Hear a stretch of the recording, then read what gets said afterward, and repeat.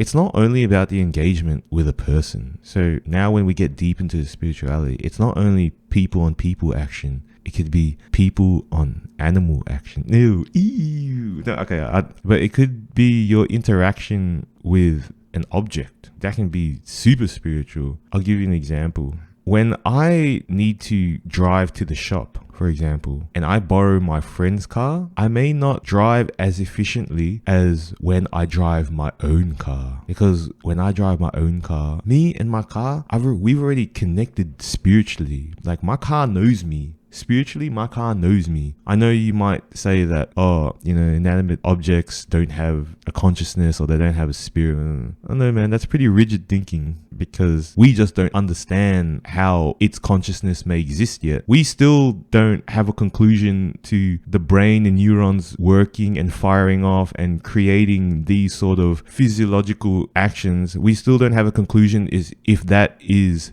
what is creating consciousness, because consciousness is still not as definable as it could be for the hard sciences right now. But anyway, me interacting with my car, man, we built that spirit together. Like we know each other, and it's our connection has become like more than just physical and mental. It becomes spiritual. Like I don't have to think too much when I'm moving it and using it. It's all happening in the back of my mind. Like I know my car can bend through this corner at this certain speed and succeed at this sort of rate. And I don't know, like I just know the size it is when I want to park it somewhere. I know how it angles when I try to reverse park or parallel park. Compared to my friend's car, it might be a bit different. You know, it might be faster. The pedal might be more sensitive. There's all these little things, and we don't even know, or we haven't been able to observe if like, is this car comfortable with me driving it? Like, what if it doesn't like my attitude and then like it doesn't perform to its full potential somehow and doesn't give me the best outcome because it doesn't like me or something like that? I don't know.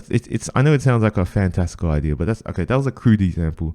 I know there's ways we can perceive spiritual connections with objects. Like for example, when you use that favorite spoon or that favorite mug. Ooh, I know a good spiritual one. But all I know is that when I go to work, whatever my job is, or when I need to engage with people and I need a more formal, rigid, structural spirit to embody, I wear a belt. Because when I feel a belt around my waist, that it does something to my posture, and spiritually I embody a more formal, presentable, solid, structured spirit, something that is unmovable, and it gives me a high sense of duty and responsibility. When I wear a belt, I'm already tapped into a higher sense of duty and responsibility. But I always wear belts. But when I wear like a belt and then and for me, the next spiritual thing I need to do with this belt is I need to fit it and tighten it to a certain tautness or tightness, because I wear belts all the time, but most of the time when I'm wearing casual, I leave them loose and all that. It helps me feel more loose. But when I make it firm on me, not super tight, but like just firm, and I feel that, it just picks me up in a way, fixes my posture a bit, and I'm way more responsible. And I might seem like I got two different personalities, even though I got a million different personalities. Some people like choosing a particular computer or like a particular beer to drink or a particular cologne.